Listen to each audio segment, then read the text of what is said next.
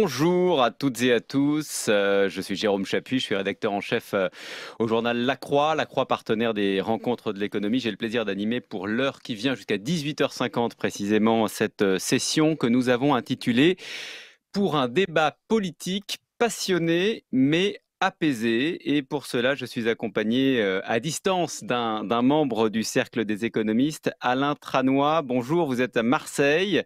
Bonjour. Professeur à l'école d'économie d'Aix-Marseille, directeur d'études à l'école des hautes études en sciences sociales et conseiller scientifique à France Stratégie. Avant de vous laisser la parole, Alain, je vous présente nos 5 invités. Avec moi ici dans ce studio de la Maison de la Radio, Dominique Schnapper, bonjour.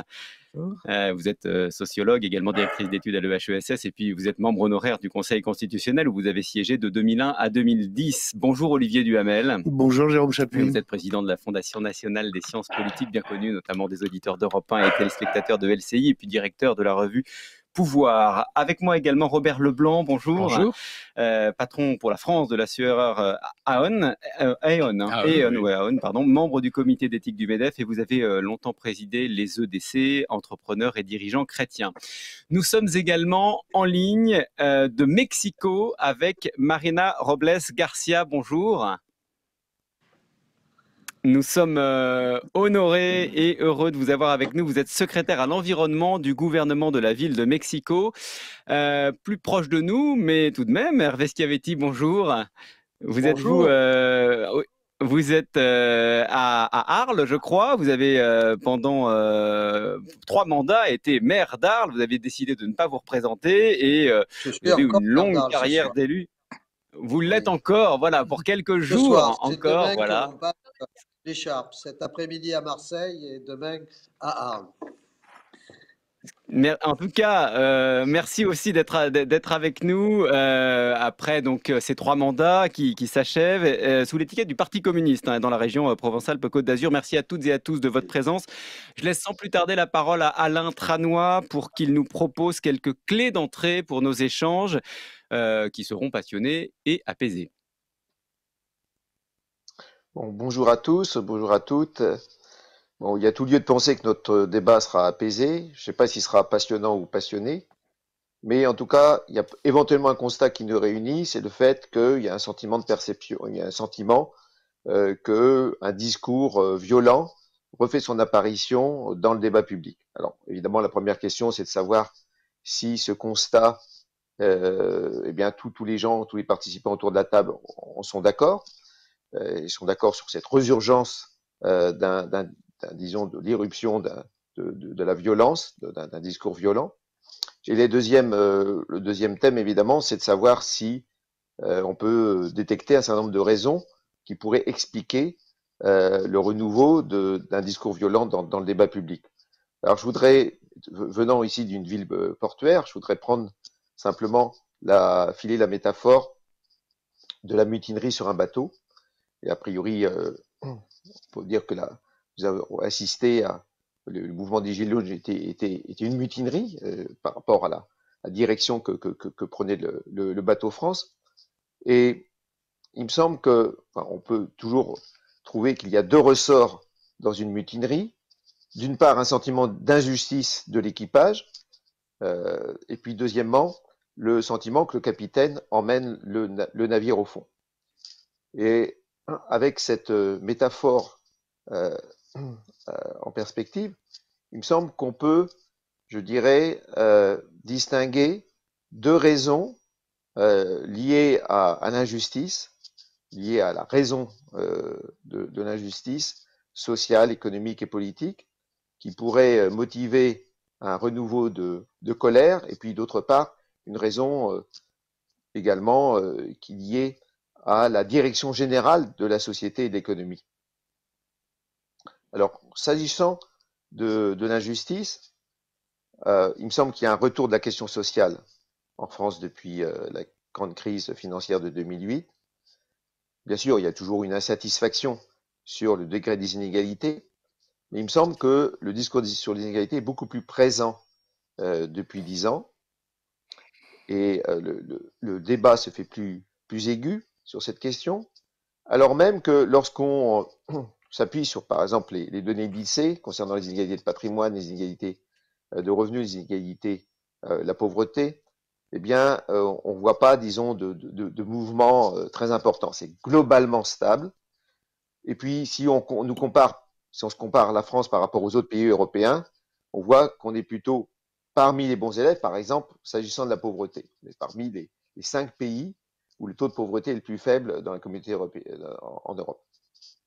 Alors, qu'est-ce qui expliquait ce hiatus entre, je dirais, maintenant, statistiques et ce que nous révèle le débat politique? Eh bien, il me semble qu'il faut tenir compte du fait que le taux de croissance du niveau de vie par tête est devenu très faible, 0,5%, ce qui nous renvoie finalement plutôt à des données du 19e siècle plutôt qu'à des données du 20e siècle, hors les guerres et la grande crise de 29. Et donc, quand le gâteau ne s'accroît pas beaucoup, et quand votre part absolue du gâteau n'augmente pas beaucoup, vous regardez beaucoup plus la part relative. Et donc, finalement, le jeu économique qui, a priori, dans un phénomène de croissance, s'apparente à un jeu à somme positive, devient un jeu à somme nulle. Alors, à cette, je dirais, question, disons, d'injustice économique et sociale, s'ajoute une question propre à la France liée au sentiment d'injustice quant à la représentation politique, où, à partir d'une majorité relative en voix, quelquefois très courte, eh bien, le système de scrutin fabrique une majorité absolue à l'Assemblée, et donc il y a un sentiment de sous-représentation de la part des minorités, et à cela s'ajoute également, de manière plus profonde, je dirais, sur le plan purement sociologique, le fait que les couches populaires ne se sentent pas représentées dans les chambres. Alors, une fois qu'on a regardé du côté de l'injustice, si on regarde maintenant sur la direction que prend le bateau, il y a évidemment une inquiétude profonde partagée par beaucoup, par une immense majorité, sur le réchauffement climatique, la perte de biodiversité, le fait que l'économie est en train de détruire la planète, non seulement pour notre génération, mais surtout pour les générations futures, et un sentiment de plus en plus dans les jeunes générations, et peut-être plus largement partagé, le fait que le système capitaliste, qui avait, je dirais, peut-être gagné un peu la compétition entre les systèmes économiques, et n'était plus constaté globalement, je dirais, de la chute du mur de Berlin jusqu'à la crise de 2008. Donc pendant une vingtaine d'années, il était apparu un petit peu hégémonique comme système, et bien il est de nouveau contesté, en particulier par les jeunes générations qui lui imputent, par ses finalités mêmes, le fait de toujours vouloir consommer plus, de vouloir s'enrichir, eh bien, lui impute la destruction de la planète. Alors, à ces raisons de fond s'ajoute peut-être, je n'ai pas évidemment la réponse, une interrogation sur le rôle des réseaux sociaux. Est-ce que les réseaux sociaux sont simplement une caisse enregistreuse de toutes ces inquiétudes, de toutes ces peurs, de toutes ces qui peuvent se transformer en haine, ou bien est-ce qu'ils sont un révélateur, ou bien est-ce qu'ils sont un moteur dans la diffusion de ces discours violents?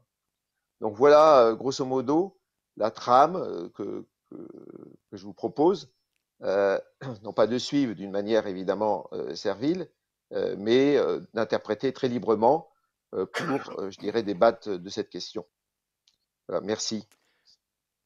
Merci à vous, Alain Tranois. Voilà, retour de la question sociale, la question de la représentation politique, l'angoisse écologique, tout cela avec cette nouvelle donne qu'est l'émergence des réseaux sociaux. Je propose maintenant à chacune et à chacun de prendre quelques minutes, peut-être en partant de ce que nous venons d'entendre, pour exposer sa vision de ce sujet. Pourquoi notamment ce sentiment d'une dégradation du débat public?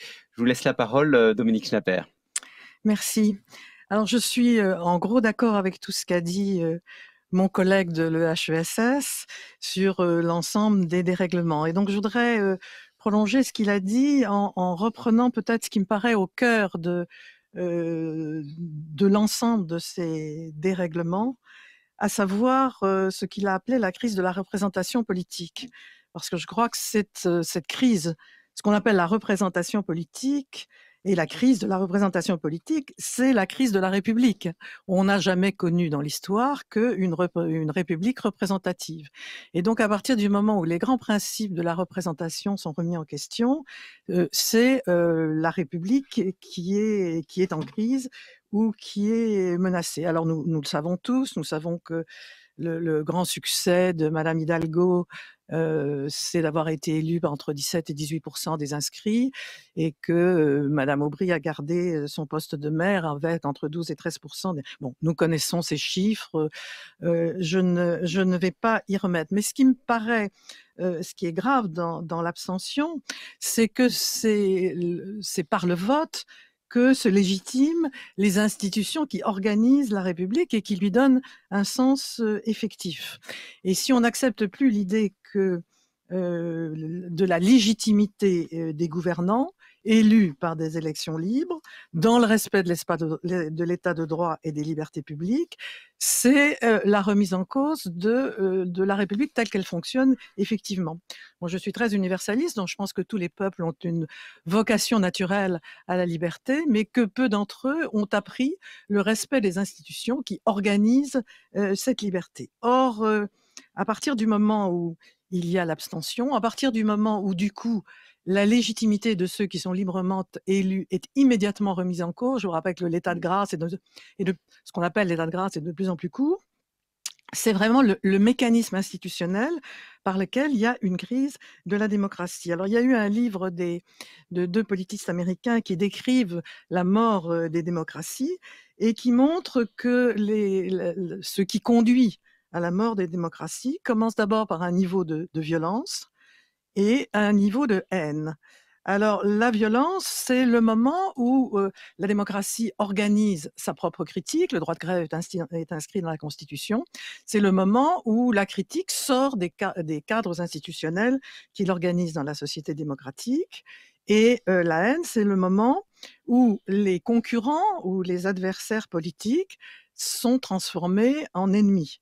La démocratie repose sur l'idée que la concurrence loyale pour les postes de gouvernants repose sur une conception commune qui fait des autres des concurrents et non des ennemis. Alors, pour ne pas prendre d'exemple en France, je vous rappellerai que la plus grande démocratie historique, c'est-à-dire les États-Unis, a manifesté au cours de l'élection d'il y a bientôt 4 ans, enfin de l'élection du président Trump contre Madame Clinton, a remis en cause totalement cette conception de l'adversaire respectable en tant que tel, puisqu'il n'a cessé de mettre en cause son honnêteté, et il avait dit d'avance que si jamais elle était élue, c'est parce qu'il y avait fraude électorale.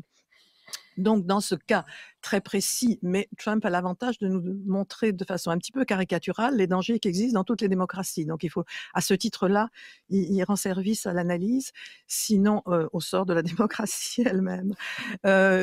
Et donc, il a bien, je veux dire, son exemple, me semble-t-il, illustre cette remise en cause des principes selon lesquels la démocratie fonctionne, en cristallisant la haine comme moyen, comme forme de lien entre les adversaires politiques, et le caractère partisan devenu hostile, enfin totalement une espèce d'hyper-partisanerie des États-Unis, alors que jusqu'à présent, il y avait toujours eu collaboration entre les deux partis qui n'étaient pas séparés par des drames, est une illustration du risque qu'il y a à ce que la haine et la violence remplacent, je dirais, l'hypocrisie démocratique, le respect des institutions qui sont essentielles à la pratique de la démocratie. Merci beaucoup, Dominique Schnapper. Olivier Duhamel, à votre tour, en quelques minutes, sur peut-être la base des clés que nous a proposées Alain Tranois. Oui, je suis absolument, moi aussi, d'accord avec quasiment tout ce qui a été dit jusqu'à présent. Et donc, je vais essayer de continuer dans la foulée de ce que vient de développer Dominique Schnapper.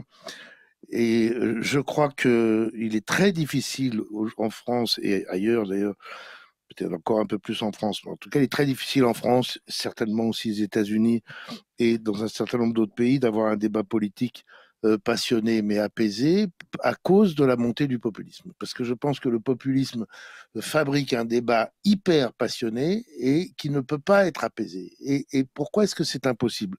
Alors, avant de développer très vite les deux, trois points ou quatre qui, dans l'essence du populisme, rendent le débat apaisé impossible, je voudrais dire d'abord que le système médiatique lui-même subit une pression populiste presque inéluctable. C'est-à-dire qu'il y a dans le populisme une sorte de logique qui fait qu'il ne peut être que loué, porté par le système médiatique. Évidemment, pas dans le commentaire, pas dans la mise en valeur. Personne ne dit Le Pen est sublime, Trump est formidable, Bolsonaro est un modèle de la lutte contre le communisme, pas ça. Mais parce que toutes les logiques d'audimat d'un système médiatique hyper concurrentiel favorisent la caricature, le hurlement, tout ce qui va fabriquer du buzz. Ce qui va fabriquer du buzz va fabriquer de l'audience, et ce qui va fabriquer du buzz est ce qui est faux, ce qui est excessif, à la limite encore mieux, ce qui est insultant. Et donc plus, pour reprendre les termes de Dominique Schnapper, plus c'est haineux, plus c'est violent, plus c'est bon, voilà. Même si on pense exactement que c'est très mal, n'est-ce pas? Donc, ce n'est pas les journalistes ou les médias qui sont responsables, c'est la logique du système. Là-dessus, pourquoi le populisme spécifiquement est un barrage, est un mur presque infranchissable, mais pas complètement, on en parlera peut-être dans le débat, à un débat passionné mais apaisé, d'abord par l'évacuation de la vérité. C'est la première fois dans l'histoire que des participants au débat public et à la prétention à accéder au pouvoir ouvertement évacuent la valeur de la vérité. La vérité n'a aucune importance.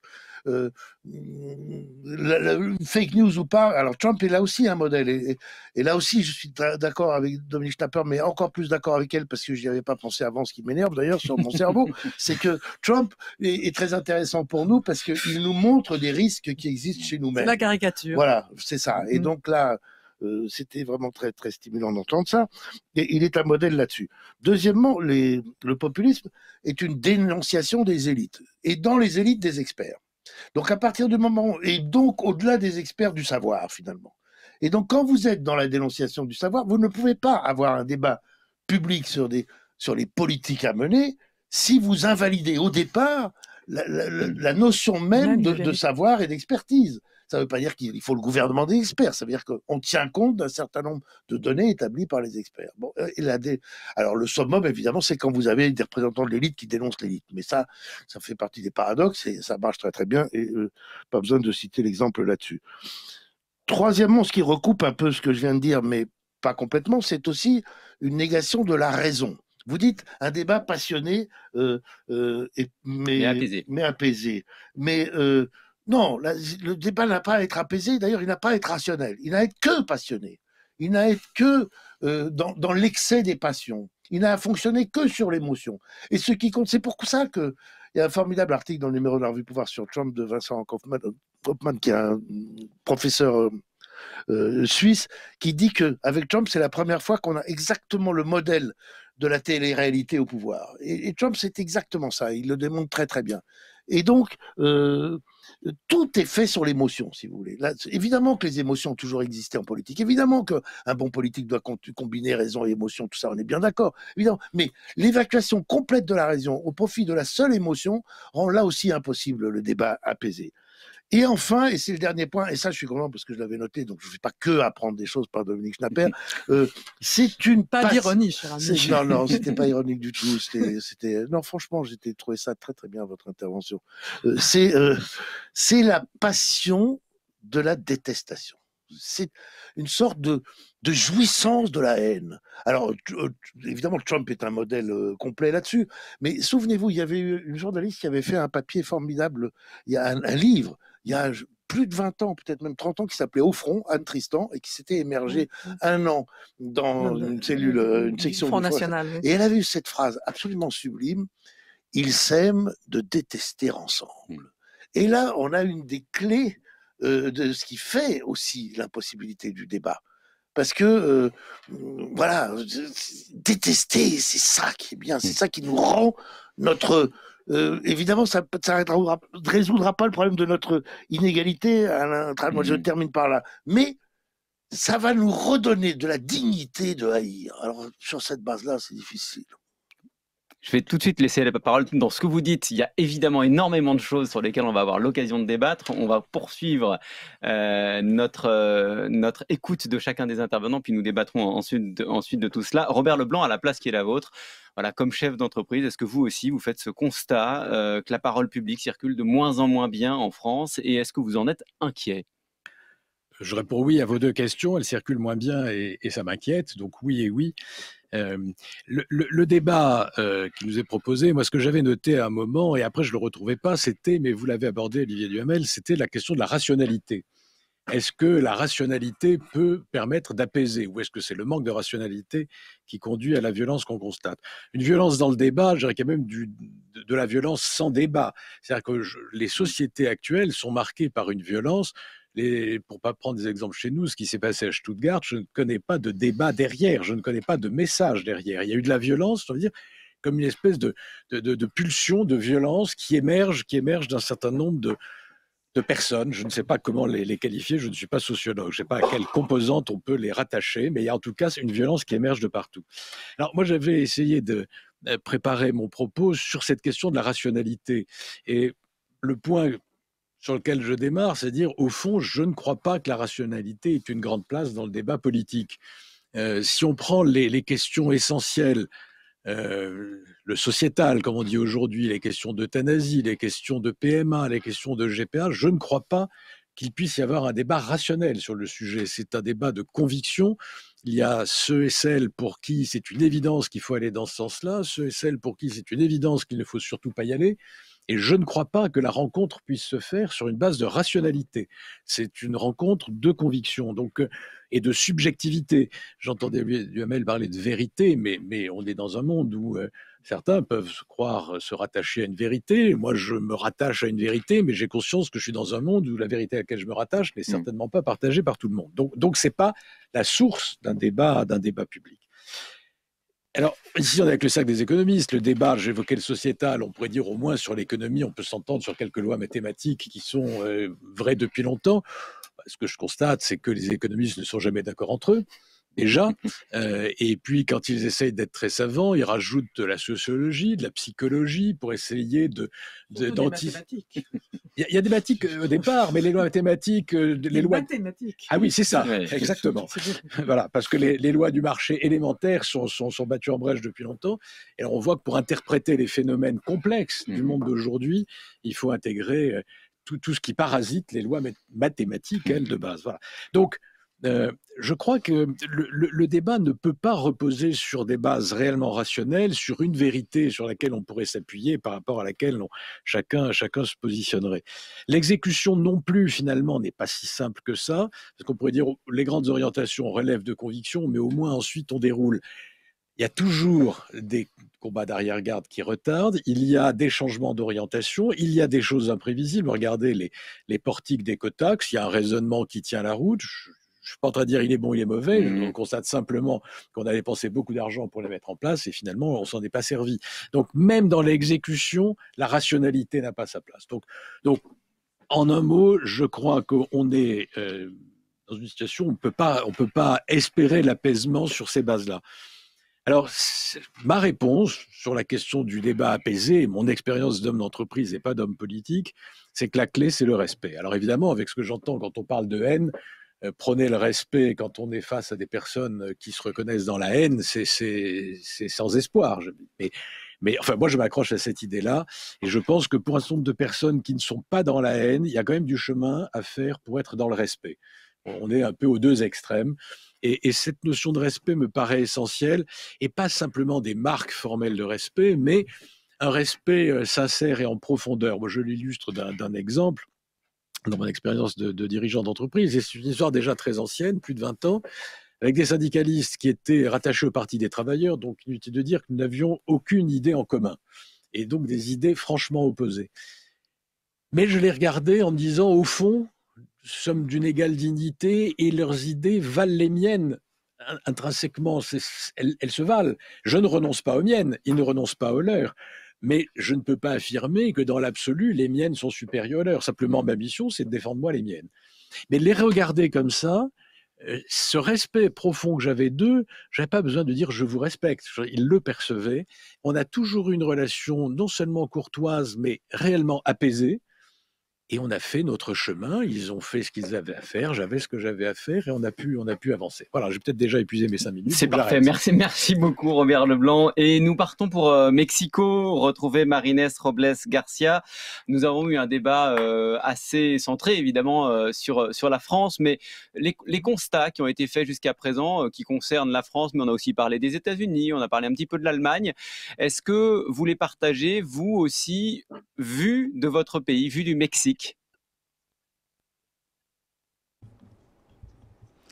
Merci Jérôme. Bonjour à toutes et à tous. Bonjour aux collègues et aussi aux personnes qui nous écoutent. J'aimerais modifier un petit peu certains des thèmes en reprenant sous une autre orientation certains des thèmes que les collègues ont présentés, parce que je pense que les thèmes de la violence, de l'injustice, de manque de satisfaction, le thème de l'injustice sont liés à des processus qui ont des origines différentes. Je pense qu'il y a certains des thèmes qui ne sont pas nécessairement intégrés dans le débat, en tout cas le débat à court terme. Et je pense qu'un des problèmes qui a donné l'origine à ces conditions qui créent des ambiances de violence qui sont dues à l'injustice, la violence, etc., sont justement associées à une économie qui a été pensée sous une logique, une économie à court terme, des circonstances injustes qui ont créé justement la dégradation de la base de la vie de nos écosystèmes. Je pense qu'un des points qui nous mène, qui nous conduit comme société, en tant que société, c'est justement ce qui s'est passé avec le travail des écologistes qui vivent la malédiction de Cassandre dans la mythologie grecque. Cassandre a été la prophétesse, elle avait le don de prophétie qui lui a été donné par Apollon parce qu'il était amoureux d'elle. Et elle n'a pas pu accéder à son amour, mais elle a gardé ce don qu'il n'a pas pu lui retirer, mais il l'a maudite en disant que personne ne la croirait, personne ne croirait ses prophéties. Et j'ai l'impression que c'est ce que nous vivons maintenant avec le système de l'écologie, parce que cela fait au moins 50 ans déjà que nous avons des informations, des études qui ont été menées et qui ont montré et démontré les difficultés à cause de cette logique économique que nous suivons. Et il semblerait que personne n'y croit.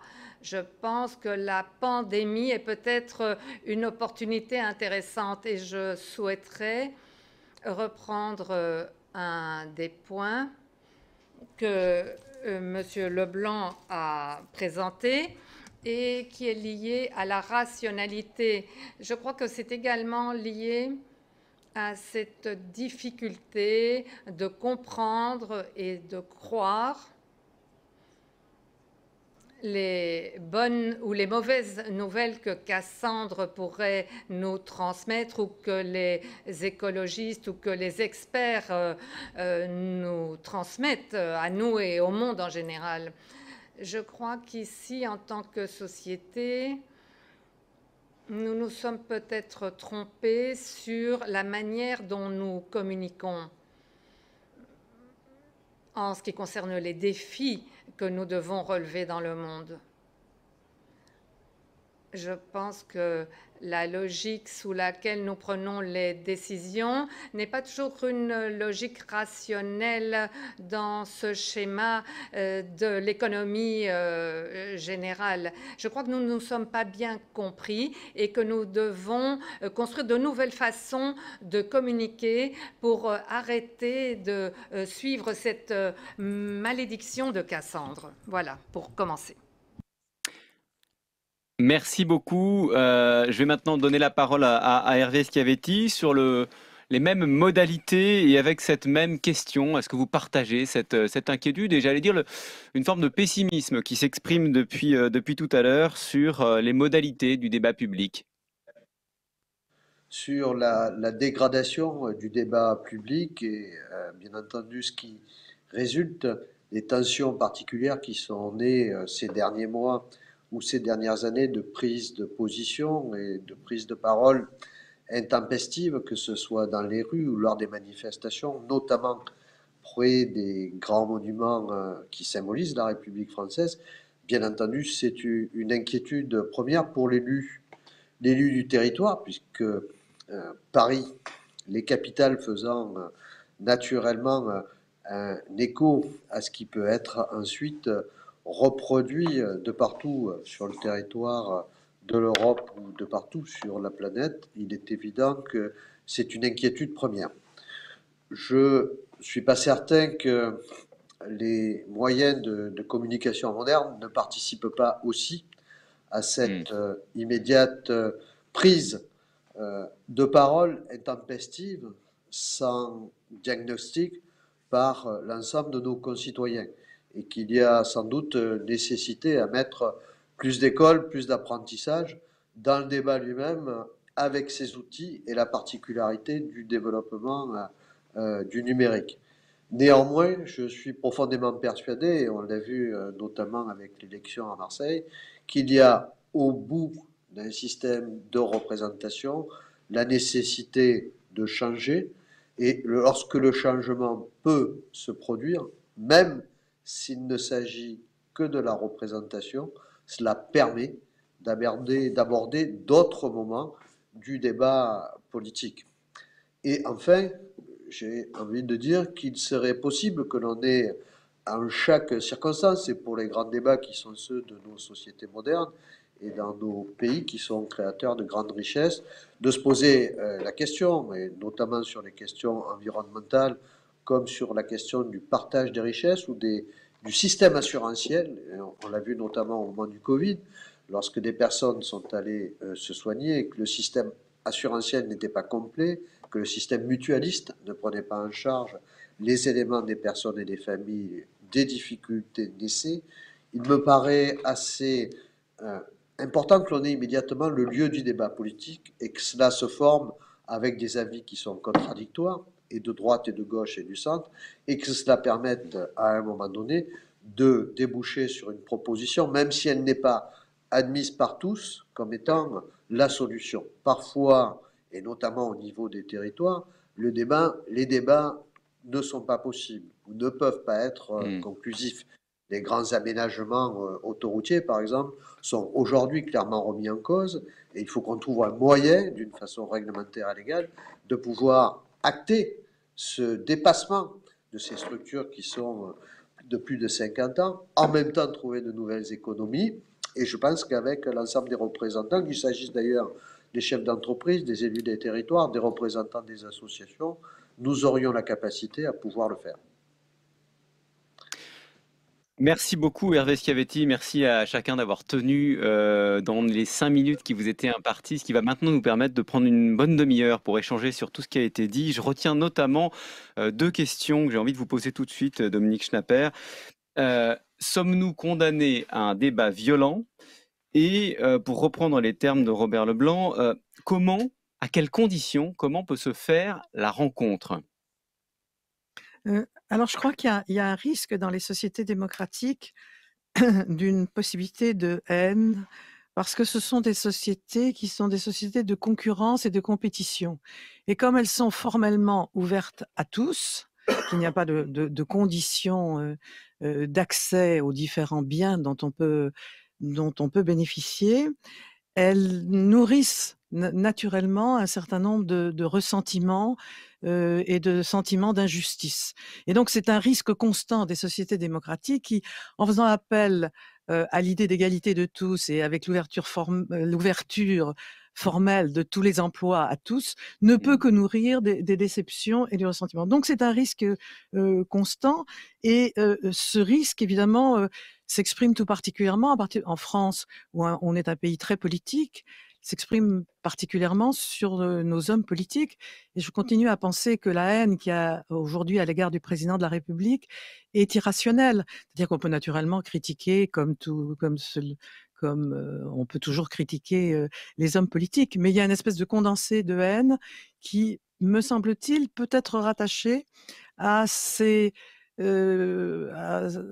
à ce symbole d'une réussite à côté de laquelle tout le monde se sent humilié. Et Mais ça qu'il y a un s'appliquait à risque ses continu. prédécesseurs. Donc, est-ce qu'il y a une spécificité au temps, au moment que nous vivons aujourd'hui? Il y a les deux. Il y a une évolution des temps qui est plus grande. Et puis, il y avait un côté agressif dans son côté brillant qu'il n'y avait pas, par exemple, avec le président de la République qui l'avait précédé. Olivier Duhamel, vous avez effleuré le sujet, Hervé Schiavetti en a parlé aussi, mais je voudrais vous entendre vraiment sur peut-être l'acte d'accusation des réseaux sociaux. On a parlé de la dégradation du débat public. Est-ce que c'est un élément parmi d'autres, ou est-ce que c'est une cause fondamentale?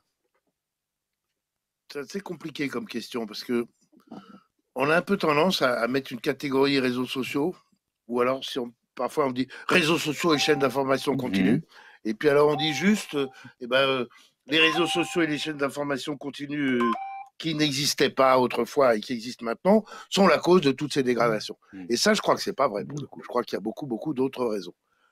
En revanche, mais elle les aiguise quand même. Voilà. En revanche, quand on fait l'appréciation du rôle spécifique des réseaux sociaux, même s'il y a beaucoup de choses, réseaux sociaux et numériques au sens large, et accès à tous à Internet et tout ça, alors à l'évidence, il y a des effets positifs incontestables et tout, mais sur les effets politiques, je pense qu'ils sont globalement plutôt désastreux, parce que je pense qu'ils sont des mises à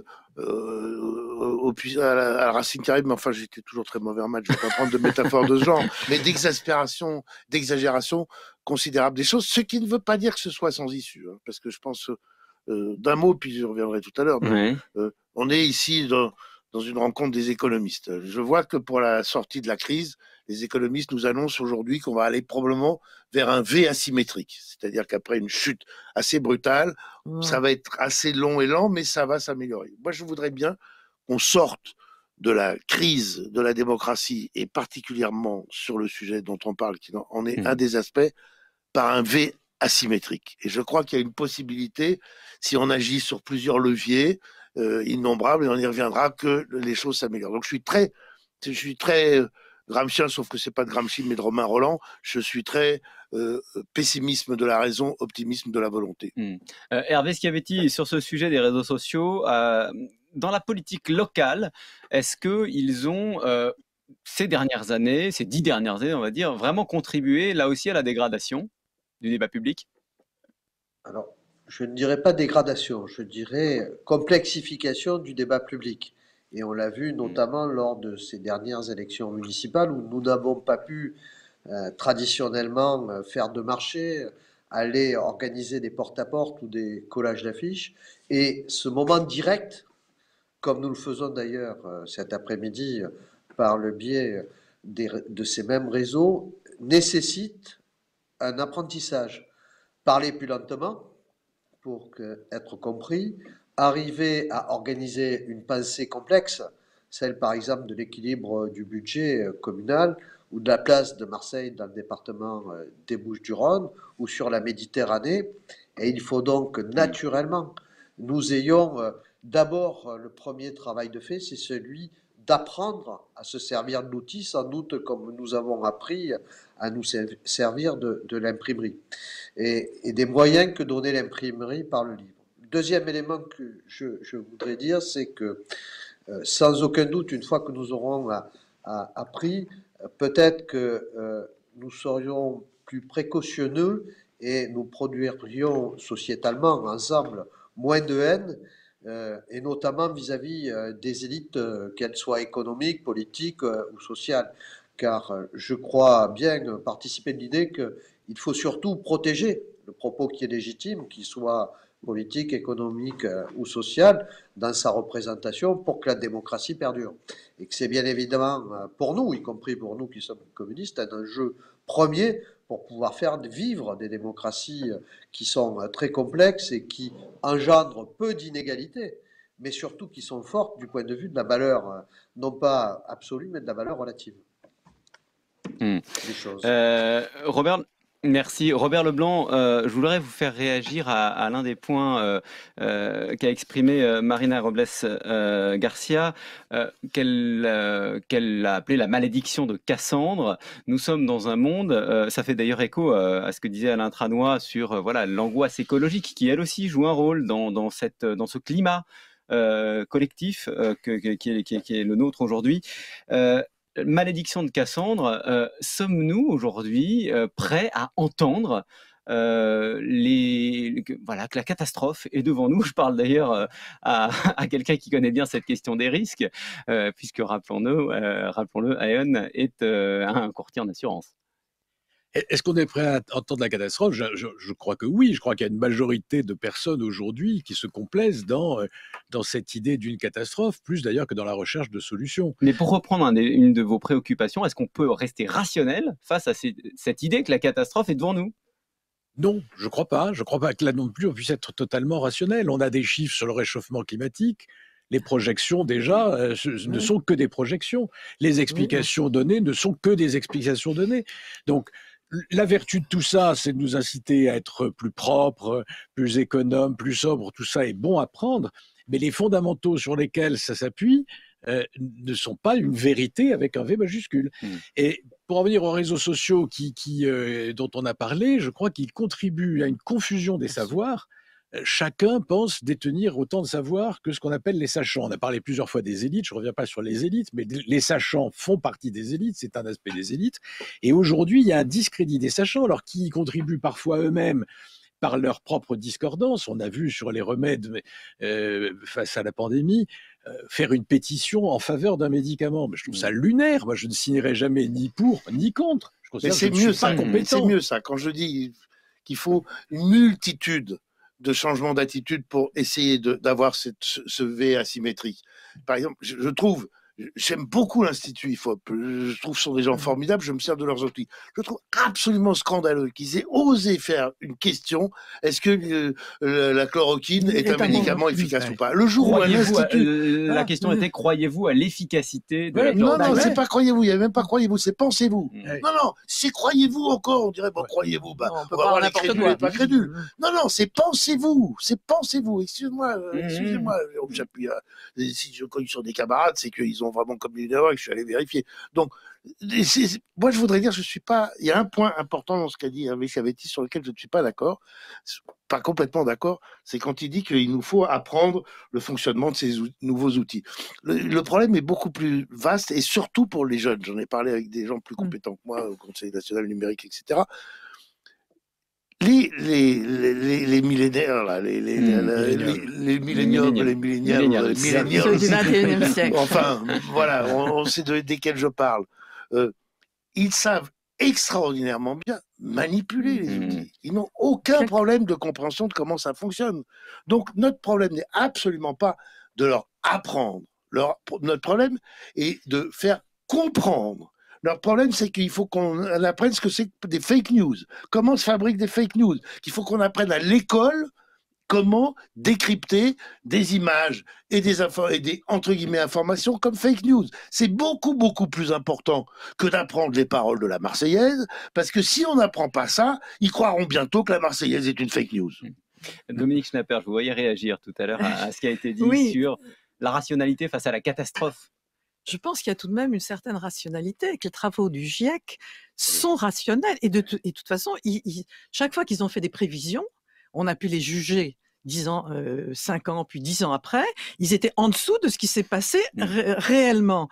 Donc, je veux dire, bien sûr, toute la science, la vérité, la grande vérité, tout ce qu'on veut. Mais il y a des séries de vérités partielles qui sont parfaitement rationnelles et sur lesquelles on peut tout de même, on pourrait, disons, construire une politique.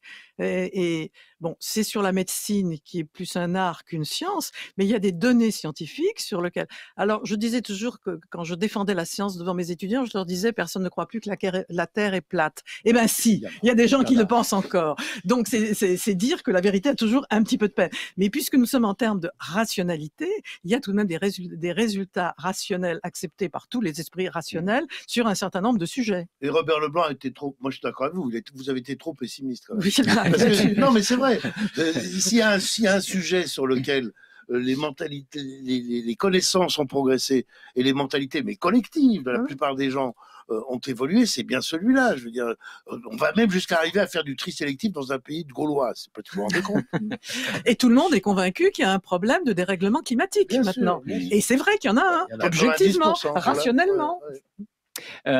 On a l'occasion maintenant de vous transmettre un certain nombre de questions qui nous sont posées par les participants à ces rencontres de l'économie. Et l'une d'elles, d'ailleurs, peut nous ramener à Mexico, vers Marina Robles Garcia. Julien Lepotier nous demande, via le site des rencontres de l'économie, voilà, quelles sont vos idées pour revigorer le modèle démocratique, parce que vous nous parliez de malédiction de Cassandre, mais à la place qui est la vôtre, avec les responsabilités qui sont les vôtres, très concrètement, comment est-ce qu'on peut répondre à cette malédiction et comment est-ce qu'on peut faire en sorte que notre modèle démocratique s'arme mieux face à ces inquiétudes, à ces angoisses qui prennent parfois des formes violentes?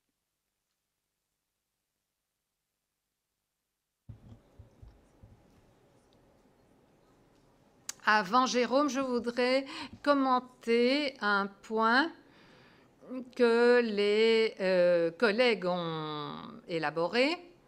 On demandait si les réseaux sociaux engendraient des débats et quel type de débat. Je pense que les réseaux sociaux ont eu une fonction double. D'une part, ils ont été très utiles pour informer les gens. Je pense que dans la plupart des différents groupes sociaux, les gens ont plus facilement accès à l'information. Mais je pense aussi que les réseaux exacerbent la violence. Je crois que beaucoup d'éléments de communication dans les réseaux ne représentent pas vraiment un débat, mais il y a une communication qui est parfois très violente. Dans le cas particulier, et pour me rapprocher de la question que vous venez de me poser, qui est liée aussi à une crise économique qui n'est pas lointaine, mais qui au contraire est liée au développement économique, à la façon, à l'économie que nous avons mise en place, je crois que cela engendre des crises sociales avec énormément d'injustices. Et dans le cas de la ville de Mexico en particulier, un des points importants, c'est que c'est une ville qui est pratiquement divisée en deux, et même physiquement, elle est pratiquement divisée en deux parce qu'il y a une partie de la ville où il y a beaucoup de richesses, beaucoup d'offres d'emploi, de très bonnes écoles, et puis une zone à l'est qui n'a pas tous ces éléments de développement.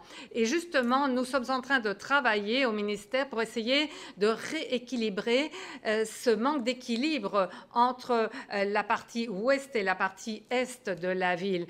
Nous travaillons bien sûr au niveau de l'accès, de la propreté, parce que pendant de très nombreuses années, il y avait de grandes différences entre les zones ouest, est et la zone du centre de la ville.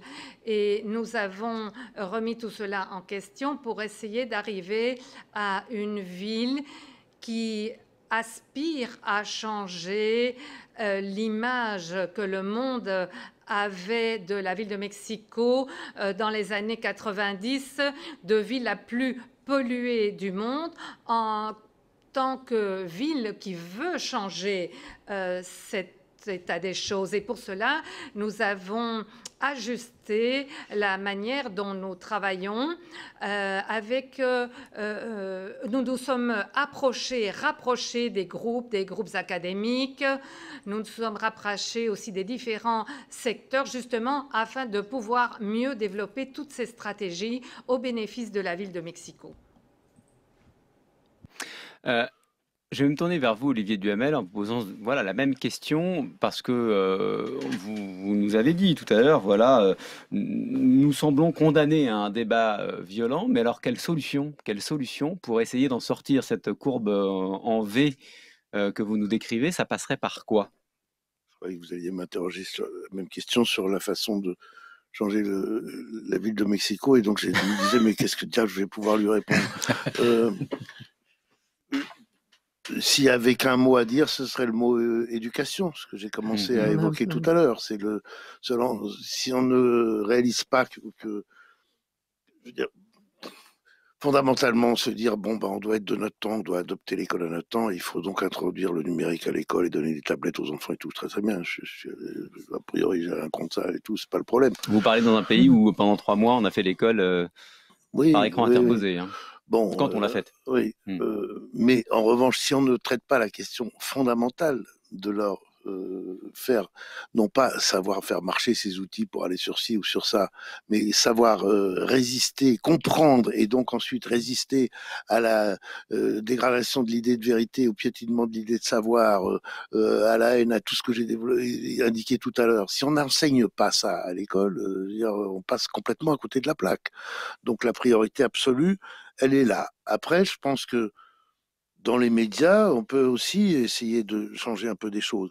Dans la formation des journalistes, et puis même dans leur rôle, dans les interventions. Parce que la première fois que j'ai vu qu'un débat était impossible, et là je vais forcément déplaire à la moitié de ceux qui m'écoutent, au moins en France, c'était au moment du référendum sur le projet de constitution européenne. En 2005. Et toutes les semaines, j'avais dans le 13h de France 2 un débat avec un intellectuel sympathique et tout, partisan du non.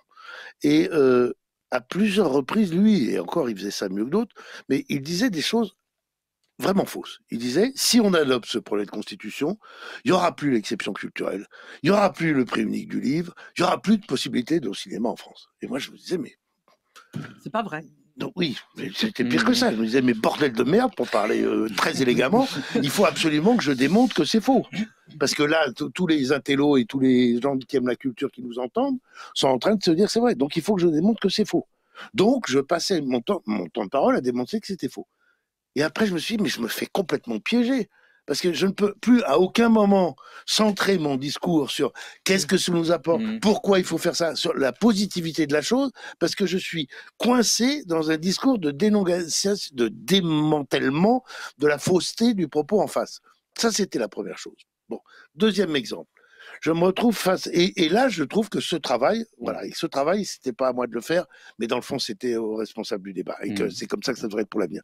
Deuxièmement, pendant l'histoire des Gilets jaunes, un jour, un Gilet jaune que je ne nommerai pas, M. Chalençon, le plus violent de tous, en débat à LCI, un jour, il me dit, parce que j'avais tenu un propos qui ne lui plaît pas, s'il y a des morts à Paris demain, ce sera de votre faute.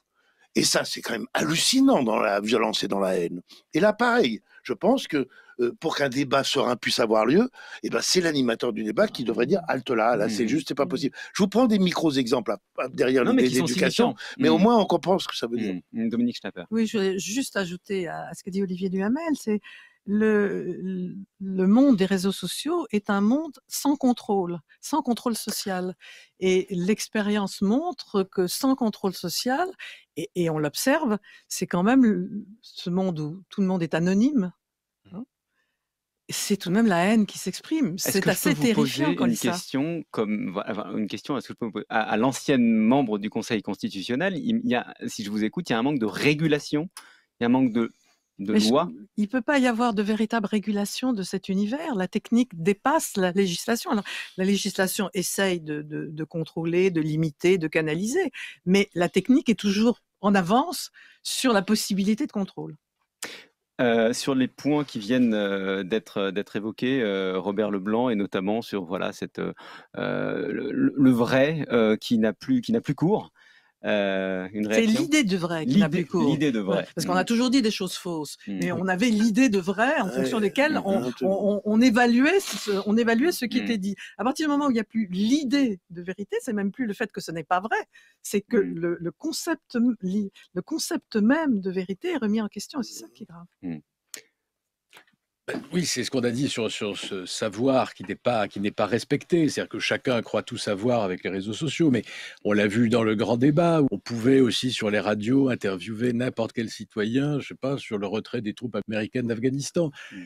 On a le droit d'avoir un avis sur un certain nombre de choses, mais je crois qu'il faut distinguer ce qui relève des sentiments et ce qui relève quand même de l'opinion et de la connaissance. Et de la connaissance. On peut tous avoir une opinion sur tout, mais on n'a pas de connaissance mais sur pas la tout. connaissance. Et je crois que les réseaux sociaux banalisent les deux choses et confondent opinion et connaissance. Je crois que les deux termes distinguent bien. Voilà. Et c'est ce qui manque. Alors, j'avais bien aimé aussi quand vous parliez d'humiliation sur le cas d'une personne en particulier, mais je crois que c'est un phénomène très important, l'humiliation est quelque chose qui est source de haine pour ceux qui se sentent humiliés, et c'est ce manque de respect, c'est-à-dire que celui qui humilie, c'est quand même quelqu'un qui manque de respect au fond, il n'a pas assez réfléchi au respect à avoir et aux manières de manifester ce respect. Mais qu'est-ce qui humilie? C'est la personne qui sait par rapport à la personne qui ne sait pas. On dénonce régulièrement les sachants dans les médias. D'autres ont pu faire les mêmes études, alors ne sont pas dans la même position, je suis d'accord, il y a une conjonction de circonstances, il ne s'agit pas d'accuser cette personne en particulier, mais il y a quelque chose quand même, il y a aussi un manque de sobriété et de respect dans l'autre sens aussi, justement, de gens qui considèrent que finalement tout se vaut. Alors évidemment, si tout se vaut, il y a une jalousie par rapport à un certain nombre de signes. Donc je crois que cette idée de respect doit fonctionner dans les deux sens. Le respect des sachants de la part de ceux qui savent moins et de la part de ceux qui sont dans ce qu'on peut appeler les élites. C'est toujours un terme très, très, très piège, mais au fond, chacun voit des élites en face de lui. Ceux qui sont vus dans des élites ont des devoirs particuliers. Alors justement, puisque vous prononcez ce mot, j'ai une question pour Hervé Schiavetti qui est posée par l'un des participants sur le site des rencontres de l'économie. Est-ce que vous ne pensez pas que le débat est conflictuel? Car quand il ne l'est pas, les élites n'écoutent rien et n'en font qu'à leur tête, Hervé Schiavetti. Ça nous renvoie évidemment à la question des gilets jaunes notamment. Oui, bien sûr. Sur le débat et le conflit, je crois qu'il vaut mieux substituer sans doute au conflit l'idée de tolérance. Et j'ai beaucoup souffert de cette idée que forcément, à un moment donné, la manifestation, qu'elle soit sociale, économique ou humaine, était forcément un acte de transgression. La manifestation, c'est la possibilité donnée à un individu ou plusieurs de pouvoir représenter, dans un cadre qui est visible par tous, une idée. Et il ne faut pas confondre conflit social et une manifestation d'une expression sociale. Donc je pense qu'il faut... Je vous coupe une seconde, mais... Je vous coupe une seconde, mais vous, comme maire d'Arles, j'imagine que vous avez été sur des ronds-points pendant les manifestations des Gilets jaunes. Ça ne devait pas être simple d'aller parler de tolérance aux manifestants sur les ronds-points. Je les ai reçus à la mairie et je leur ai demandé quelle était leur revendication. Ils m'ont clairement indiqué, alors j'ai reçu un panel de 5 personnes, 3 sont venus. Et ils m'ont demandé de condamner les accords de Marrakech et d'imposer le parler provençal de partout dans toutes les classes d'art. Bien entendu, je leur ai dit que je ne condamnais pas les accords de Marrakech, voilà, de Marrakech qui permettaient déjà, il y a maintenant 3 ans, de pouvoir avoir des accords économiques, même s'ils étaient inégaux, notamment à partir de la Méditerranée, ce qui est un sujet, bien entendu, de préoccupation à Marseille et à Arles et dans les départements des Bouches-du-Rhône. Donc je leur ai dit, il n'est pas question que la ville d'Arles délibère et crée un faux débat au conseil municipal sur on est pour les accords de Marrakech ou on est contre les accords de Marrakech. Il y avait à ce moment-là d'ailleurs un débat à l'Assemblée nationale et à l'Europe, et il n'était pas nécessaire que notre point de vue soit fondé. On pouvait avoir chacun une discussion en famille ou lors de réunions syndicales ou politiques et avoir sur le fond de cette affaire un peu plus d'informations. Deuxièmement, j'aurais dit qu'il ne me semblait pas juste d'imposer le provençal comme seule parole du parler sociétal du sud de la France parce qu'il était réducteur. Il est très beau, il a beaucoup de vertus, mais en tout cas, il n'était pas constitutif d'un espace politique qui serait celui de la Méditerranée, dans sa forme la plus évidente, comme il ne serait pas constitutif de même, ce qui est l'avenir de la Méditerranée, c'est l'Europe. Et donc, je pensais qu'au contraire, il fallait que l'on soit dans une ouverture politique qui nous permette d'affirmer la place de ceux qui sont les plus pauvres dans un débat qui devait les conduire autre part qu'à une insulte au président de la République. Évidemment, il n'était pas content et donc je n'ai pas eu l'occasion, ils ne sont pas venus rediscuter souvent, mais ce que j'ai regretté, c'est qu'on ne puisse pas, à partir de ce moment-là, réintroduire des éléments de débat dans des places ou dans des salles pour pouvoir être avec eux. Je leur ai fait la proposition. Ils n'ont pas voulu. Parce que, bien sûr, c'était la simplification qui était pour eux, comme pour les réseaux sociaux, le plus immédiate. Ça accaparait une réalité très simple pour pouvoir, évidemment, s'en servir à des fins de mobilisation politique pour l'extrême droite. Car aujourd'hui, dans les réseaux sociaux s'exprime l'extrême droite, comme parmi les Gilets jaunes s'exprime un certain nombre d'idées qui ne sont pas relatives à la tolérance, à la progression d'idées très humanistes ou très ouvertes, construisant une république progressiste. Et c'est mon sentiment sur les Gilets jaunes, et je pense qu'il faut de toute façon lutter contre les idées trop simplistes dont certains s'emparent à des fins politiciennes. Et immédiatement, le Front National s'est jeté sur les Gilets jaunes en se faisant parfois pas que le Front National d'ailleurs, se jetant là-dessus pour pouvoir revendiquer un propos politique. Je le regrette très sincèrement. Olivier Duhamel, je rebondis sur un moment qui nous a fait sourire tout à l'heure, des jurons qui vous échappaient face à une personne qui ne disait pas le vrai dans un débat voilà, à la télévision. Et je vous voyais voilà, vigoureux, sortir un peu de vos gonds, et je me dis que finalement, est-ce qu'il n'y a pas aussi un problème d'asymétrie dans ce débat entre le vrai et les fake news, et est-ce qu'au fond, les personnalités modérées ne sont pas un petit peu voilà, en manque d'armes, pour le dire autrement, et comme je crois le disait Tocqueville, est-ce qu'il ne faut pas être un peu plus violemment modéré? Mais on n'est pas du tout obligé d'être modéré, ni d'avoir des convictions modérées. On peut avoir un débat tout à fait fort. Tout à l'heure, Robert Lebon, vous avez laissé entendre qu'il y avait des sujets sur lesquels le débat apaisé était impossible, et vous avez évoqué, par exemple, la PMA ou l'euthanasie.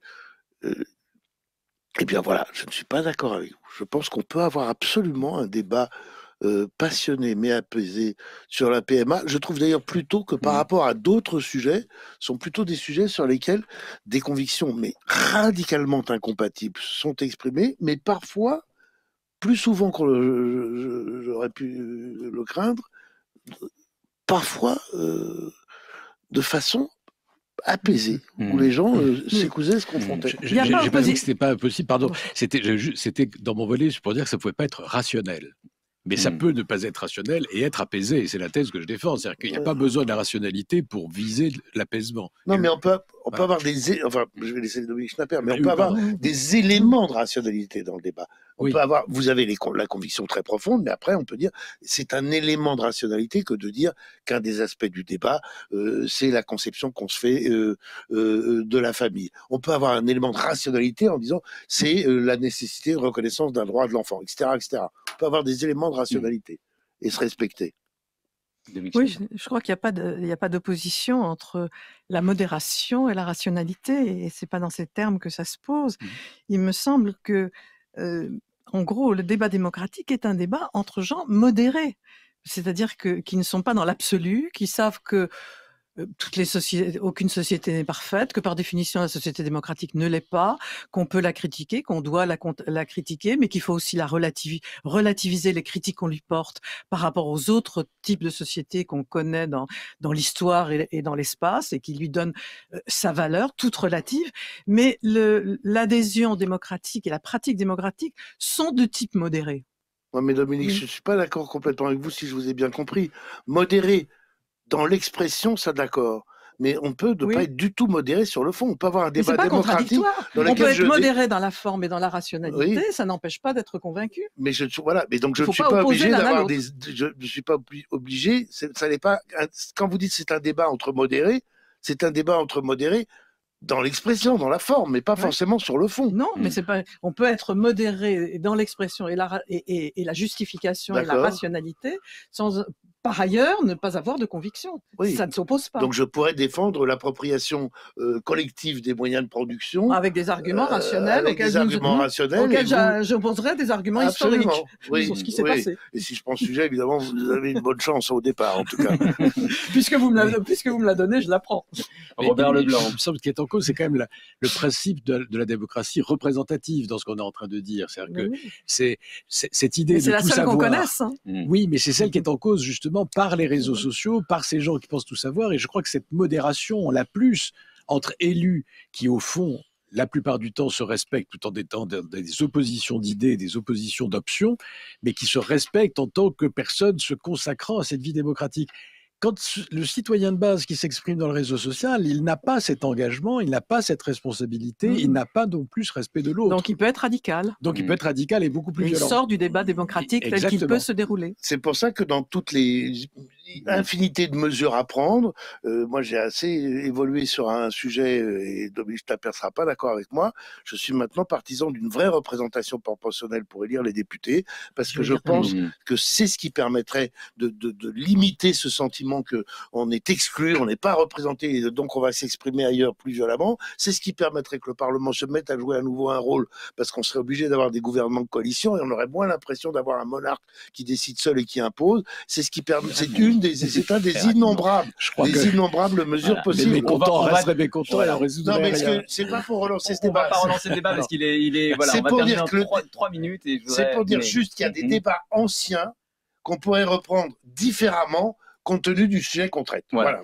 D'un mot. Juste un mot, je veux dire, je crains que le changement du mode de scrutin qui nous intéresse tous, nous qui regardons les institutions républicaines, ne soit pas suffisante pour donner aux citoyens le sentiment qu'ils sont représentés. Mais entre les défauts de la proportionnelle et le défaut du scrutin majoritaire, il faut trouver une voie médiane qui est modérée mais qui est médiane, et que malheureusement, cette étape que vous souhaitez, qui est sans doute souhaitable, ne mord pas pour l'instant, ne mord plus sur le sentiment des citoyens et de leur rapport à la République. En tout cas, nos participants nous demandaient des idées, des solutions concrètes. En voilà une. Il y a eu beaucoup de choses très concrètes qui ont été exprimées. Je vais proposer à Alain Tranois d'essayer de synthétiser un petit peu tout ça. Ça va pas être simple parce qu'il nous reste à peu près 1 minute. Donc, Alain, c'est à vous. Vous qui nous avez beaucoup écoutés. Oui, d'accord. Donc, en quelques mots, pour dire que sur le constat, je crois que tous les intervenants se rendent compte sur le fait, sur, disons, une certaine détérioration du débat public depuis un certain temps. Alors, quelles en sont les raisons? Quelles sont les raisons qui ont été énoncées? Moi, j'ai retenu le propos de Dominique Schnapper, le fait que les sociétés démocratiques et libérales, quelque part, organisent la concurrence entre les acteurs, entre les citoyens, et elles sont sujettes à des sentiments de déception qui peuvent mener à la colère. Donc, il y a quand même quelque part une fragilité, peut-être, des sociétés qui sont basées sur la concurrence, de ce côté-là. Ensuite, du côté des raisons purement politiques, donc il y a effectivement une crise de la représentation politique en France. Dominique Schnapper a parlé également de la crise de la représentation politique aux États-Unis. Ça, elle a illustré avec l'exemple de Trump et la montée le fait qu'on considère les, euh, les concurrents politiques comme des ennemis. Comme des ennemis. Et ça rejoint donc la prise en compte du populisme. Le populisme qui est un phénomène politique, je dirais, qui je dirais, est basé sur la négation de la vérité et qui donc prospère dans ce climat de déception. Ensuite, du côté des médias, on avait pointé le rôle des réseaux sociaux, un potentiel rôle des réseaux sociaux. Je crois que modérément, de façon relativement modérée malgré tout, les intervenants penchent plutôt sur le fait d'un côté négatif. Mais ce qui est intéressant aussi, c'est que Olivier Duhamel a illustré la proposition selon laquelle les médias traditionnels, par, disons, la recherche de l'audimat, eh bien, participent également à mettre en, en lumière les positions les plus extrêmes, parce que c'est celles qui vont faire le buzz et c'est celles qui vont finalement rapporter de l'audience et quelque part permettre l'équilibre économique. Donc là, quelque part, l'économie se dit, ah, il y a des mauvaises incitations. L'équilibre du système des médias produit des mauvaises incitations de ce côté-là. Et pour maintenant finir sur un propos plus optimiste, comment est-ce qu'on pourrait, je dirais, à partir du creux dans lequel on est, repartir sur un V asymétrique. Alors le rôle de l'éducation, le rôle de l'école, comprendre comment est-ce qu'on fabrique des fake news et quelque part réinstaurer à l'école l'idée que l'idée de vérité existe, même si elle est toujours difficile à capter. Peut-être un rôle, je dirais, les médias officiels doivent se réinterroger, en particulier le rôle des animateurs. Qu'est-ce qui est possible d'avancer dans le débat public comme idée? Est-ce qu'il n'y a pas des idées qui devraient être bloquées par les animateurs en disant non, non, ça c'est pas possible dans un débat démocratique, une société démocratique d'apporter ce type d'éléments. Et puis il y a relativement un désaccord entre les deux politistes de savoir si, s'agissant de la France, est-ce que le changement du mode de scrutin permettrait d'apaiser un petit peu, en tout cas, ce sentiment d'injustice lié à la représentation actuellement à notre mode de scrutin. Voilà, en quelques mots. Merci. Merci beaucoup Alain Tranois. Merci aussi à nos deux interlocuteurs qui étaient à distance. Et puis merci d'avoir joué le jeu malgré la distance. Évidemment, le débat est plus complexe a fortiori lorsqu'on est loin. Il a beaucoup été question de l'idée du vrai. Tout ça m'a beaucoup fait penser à quelque chose que j'ai lu ce matin dans un très bon journal, La Croix l'Hebdo. C'est la recension dans la collection Tract, excellente collection Tract chez Gallimard, du tout dernier numéro, signé Étienne Klein, le goût du vrai, qui nous explique notamment voilà, les dangers de parler avec assurance des sujets que l'on ne connaît pas. Excellent. Donc livre. voilà, il faut sans doute aller se le procurer pendant que vous y êtes. D'ailleurs, vous pouvez aussi acheter La Croix l'Hebdo sur les personnes qui ont faim en France aujourd'hui. Ça rejoint d'ailleurs un certain nombre des points que nous avons pu évoquer ensemble. En tout cas, un immense merci à chacun d'entre vous d'avoir participé à ce débat et les rencontres de l'économie se poursuivent. Merci.